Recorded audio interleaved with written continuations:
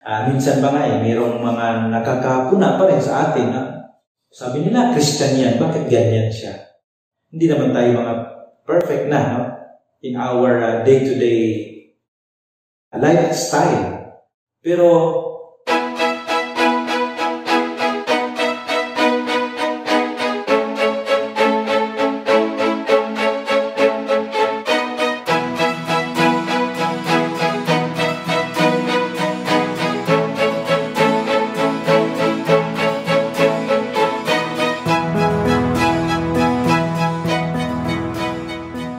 pinagpapalang araw po para sa ating lahat. Tayo'y nasa tema pa rin ng pag-ibig ng Diyos para sa atin. Pag-ibig na napatunayan at naipahayag ang kadakilaan nito sa pamamagitan ng kamatayan ng Panginoong Hesukristo sa krus ng Kalbaryo. Kaya ang sinabi ng ating tema, Calvary's Royal Love, the greatest love of all. The immeasurable blessing of God to mankind. Ang hindi masusukat na biyaya at pagpapala ng Diyos sa buong sangkatauhan. Kaya dahil dito naalala ko tuloy yung isang awiting aking nabuo nung mga nakalipas na mga taon. Ganito po ang lyrics ng awiting iyon. Pag-ibig na walang kapantay, binabago aking buhay. Buhay ay iaalay, papuri ay ibibigay. Napatunayan mo ang pag-ibig mo sa krus ng Kalbaryo. Inialay mo ang buhay mo sa buong mundo. Kaya ako'y naririto, pasasalamat sa iyo. Buhay ay alay sa iyo, alay sa iyo. Amen. Ang pamagat po ng awiting iyon ay alay sa iyo. Kaya mga kapatid, kung titingnan natin ang pag-ibig ng Diyos, no questions asked, kung gaano kalawak, kung gaano kadakila, kung gaano kalalim ang pag-ibig ng Diyos para sa ating lahat. Kumbinsidong-kumbinsido tayong lahat na tayong lahat ay lubos niyang minamahal. Kaya titingnan na lamang natin ngayon kung ano pa ang magagawa ng pag-ibig na ito ng Diyos para sa ating mga buhay. Sa ating pagpapatuloy, tayo muna'y manalangin. Aming dakilang Diyos, patuloy po namin pinasasalamatan ang dakilang pag-ibig mo na iyong napatunayan sa pamamagitan ng iyong kamatayan. Panginoon, sa araw na ito, kami po'y magbubulay-bulay ng iyong banal na salita. Nais namin, Panginoon, matuklasan at malaman at maintindihan ang nais mong ituro sa amin. Kaya humihiling po kami, nagabayan mo kami ng iyong Santong Espiritu, pagkalooban mo kami ng karunungang nagmumula sa iyo. Pagpalain niyo po ang oras ng aming pag-aaral sa ngalan ng aming Panginoong Hesus. Amen. Amen. So basahin po natin ang salita ng Diyos bilang batayan ng ating pag-aaral ngayon na mababasa natin sa sulat ng Apostol Pablo sa mga taga-Korinto. 2 Corinthians chapter 5 verses 14 to 18. 2 Corinthians chapter 5 verses 14 to 18. Ito po ang nakasulat from the NIV version. For Christ's love compels us because we are convinced that one died for all, and therefore all died. And he died for all, that those who live should no longer live for themselves, but for him who died for them and was raised again. So from now on, we regard no one from a worldly point of view. Though we once regarded Christ in this way, we do so no longer. Therefore, if anyone is in Christ, He is a new creation. The old has gone and the new has come. All this is from God, who reconciled us to himself through Christ and gave us the ministry of reconciliation. Sa talatang 14, sabi ni Paul, the love of Christ compels us. Sa Tagalog version, nakasulat, ang pag-ibig ni Kristo ang nag-uudyok sa amin. Sa iba pang mga salin, ito naman ang nakasulat, ang pag-ibig ni Kristo ang naghahari sa amin. So yung word na compels, marami pong iba't ibang salin o kahulugan o iba't ibang pagkasabi, ngunit iisa lamang ang kahulugan. Sa ibang salin, ang pag-ibig ni Kristo ang pumipilit sa amin. From other English translations, the love of Christ constrains us. The version, the love of Christ controls us. And other versions, sinabi, the love of Christ compels us. Isa lang ang tinutukoy dito na nagagawa ng pag-ibig ni Kristo sa ating mga buhay. Ano po ito? That Christ's love brings motivation. Christ's love brings motivation. Yan ang nagagawa ng pag-ibig ng Diyos. Para kay Pablo at sa mga kasamahan niyang mga kamanggagawa, ang pag-ibig ng Diyos ang siyang nag-uudyok o tumutulak, pumipilit sa kanila sa paghihikayat, sa pagtuturo, sa paghahayo, o sa lahat ng larangan ng paglilingkod. Christ's love brings motivation. So yung pag-ibig ng Diyos na nararanasan ng bawat mananampalataya, ayon kay Pablo, ito yung tumutulak, ito yung pumipilit sa kanilang gawin ang paglilingkod.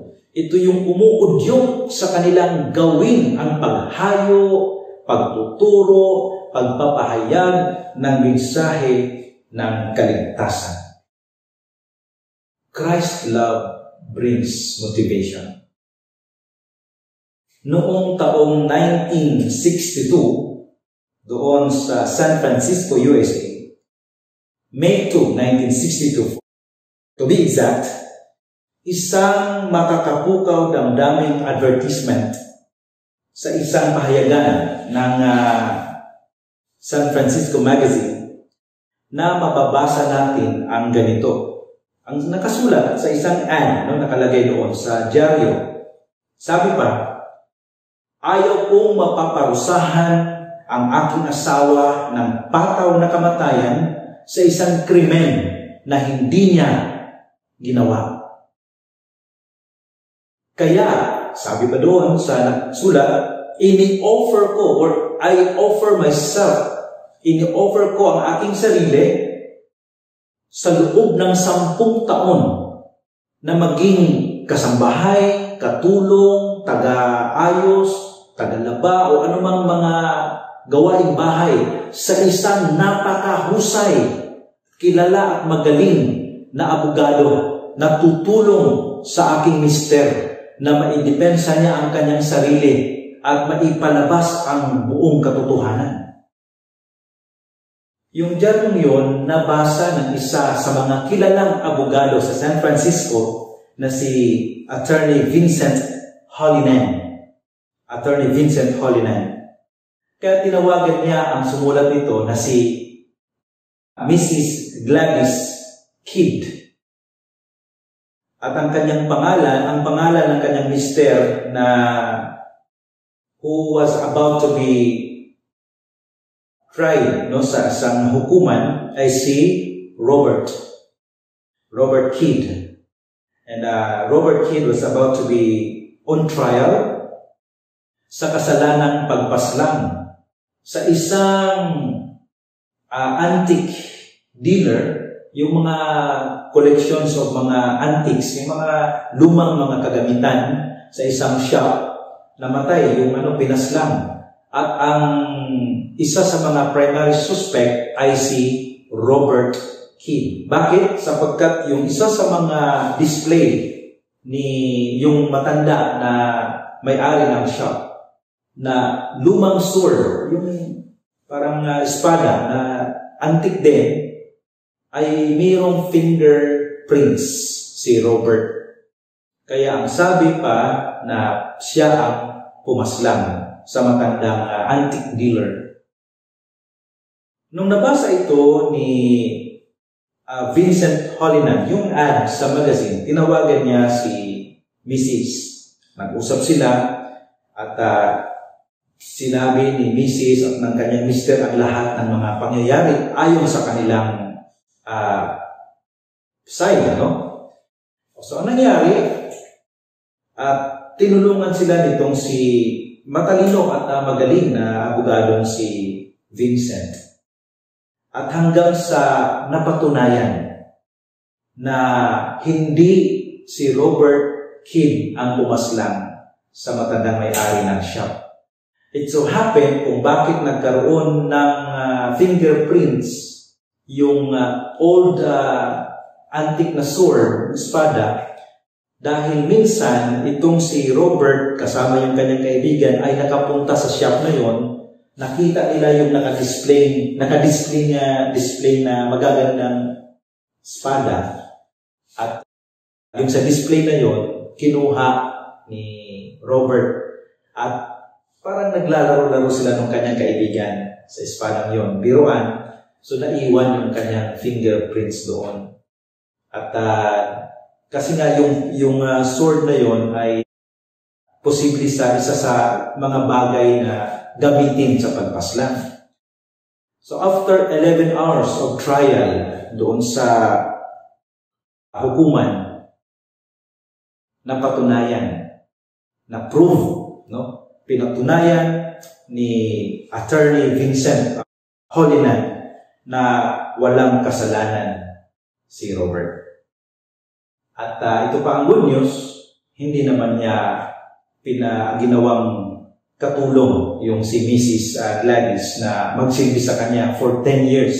Nahamon lang talaga siya doon sa sinabi ni Mrs. na handa akong maglingkod for 10 years, may tutulong lang sa aking asawa. So mga kapatid, ito po ang challenge sa atin. Yung nagawa ni Gladys ay sangalan ng pag-ibig. Handa niyang paglingkuran ang 10 taon dahil sa kanyang pagmamahal sa kanyang mister na si Robert. Kumusta tayo mga kapatid? Kumusta ang ating paglilingkod? Ito ba ay udyok o tulak ng pag-ibig? Yung ating pagsiserve kay Lord ngayon, ang ating paglilingkod sa Kanya, ito ba ay bunga o tulak, udyok ng pag-ibig? Yung babaeng iyon ay nagawa niyang sabihin na handa siyang maglingkod for 10 years sa ngalan ng pag-ibig.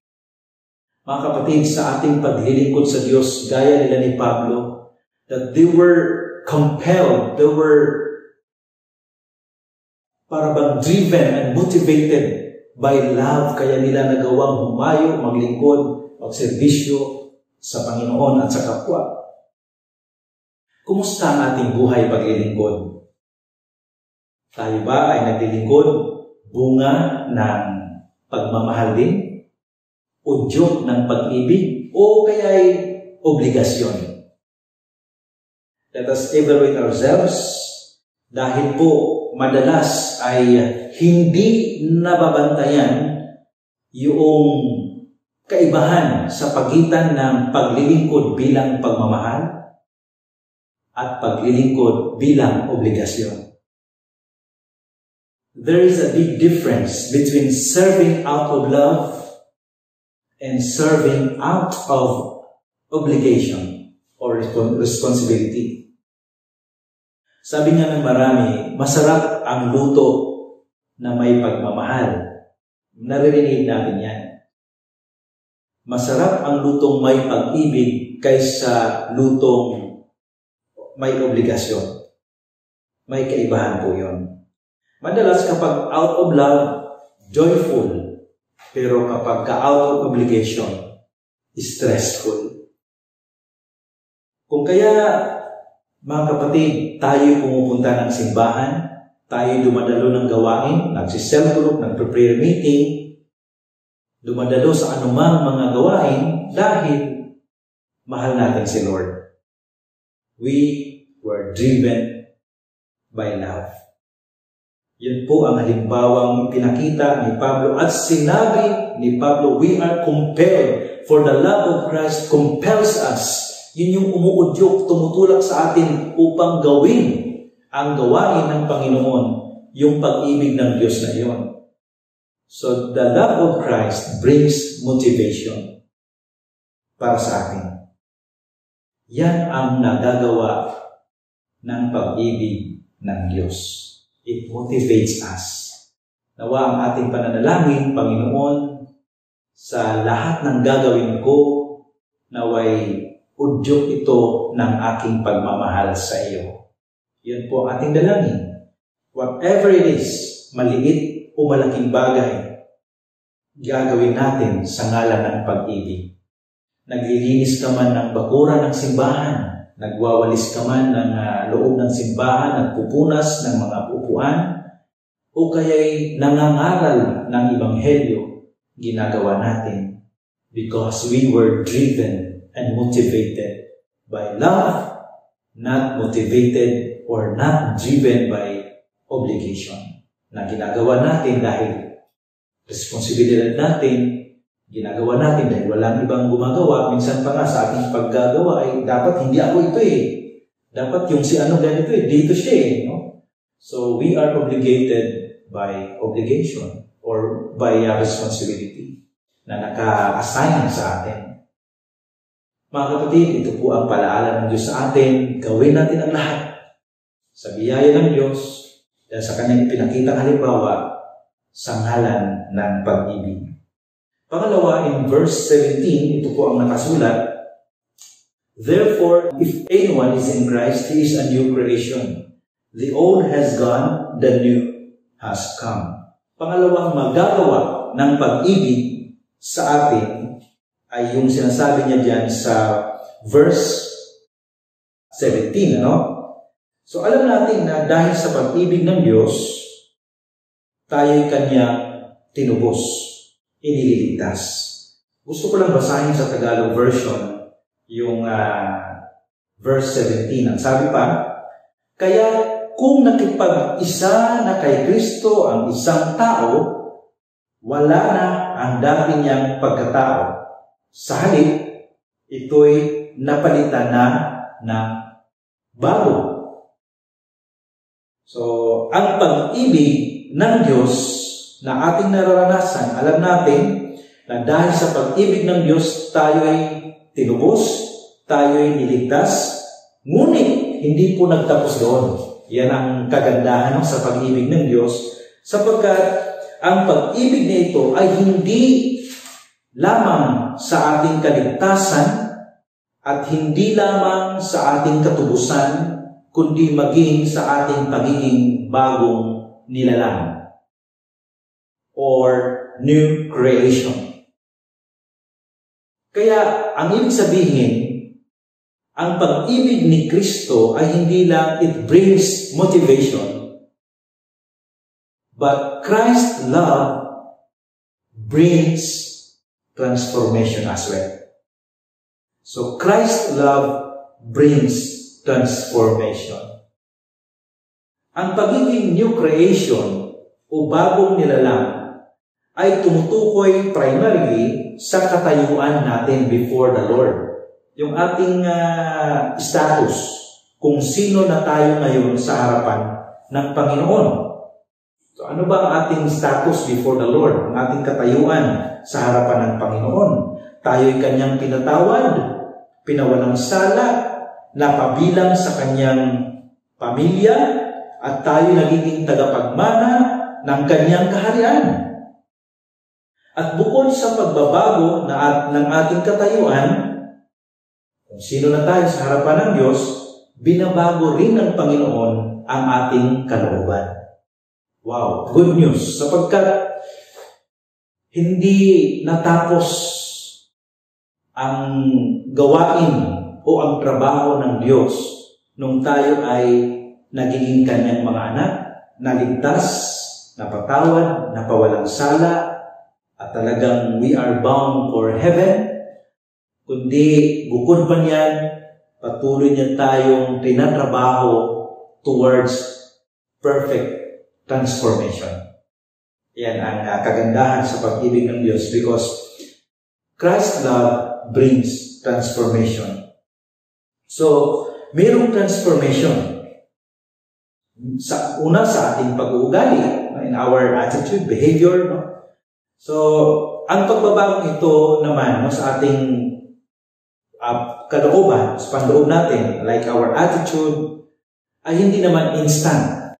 Kaya nga, minsan ba nga mayroong mga nakakapuna pa rin sa atin. Sabi nila, Christian yan, bakit ganyan siya? Hindi naman tayo mga perfect na in our day-to-day lifestyle. Pero, trinatrabaho tayo ng Panginoon because Christ's love brings transformation. Ibig sabihin, hindi po siya natatapos sa salvation. Bagkus siya nagpapatuloy hanggang sa ating pagkasakdal or yung pagkaganap. So, mga kapatid, ang pagbabagong ito ay hindi instant or agaran rather, kundi constant or palagian. Ito po ang kagandahan sa ating Panginoon na pagka tayo ay naligtas, tayo ay nagiging kanyang anak, hindi naman kaagad talagang tayo ay totally sa ating araw-araw na pamumuhay ay talagang hindi ka na nagkakasala. So, ibig sabihin, ang pagbabagong ito ay constant, palagian, tuloy-tuloy na ginagawa at tinatrabaho ng Diyos sa ating mga buhay. Hindi siya instant na biglaan or agarang transformation agad. No? So, that is tawag sa theology, sanctification process. Sanctification process. So, sa harapan ng Diyos, tayo pinawalang sala, tayo naging ganap sa kanyang harapan. Positionally, yun yung ating katayuan. Experientially, tinatrabaho tayo ni Lord. So, yan po ang sinasabi ng salita ng Diyos. Isang businessman na nagngangalang si Lindsay Clegg, meron siyang ibinibentang old warehouse. Parang lumang bodega na ibinibenta niya. At nung nagkahanap siya ng buyer, itong businessman na si Lindsay, sinabi niya sa buyer kasi pumunta si buyer doon sa site at tinignan ng buyer. Mayaman yung buyer.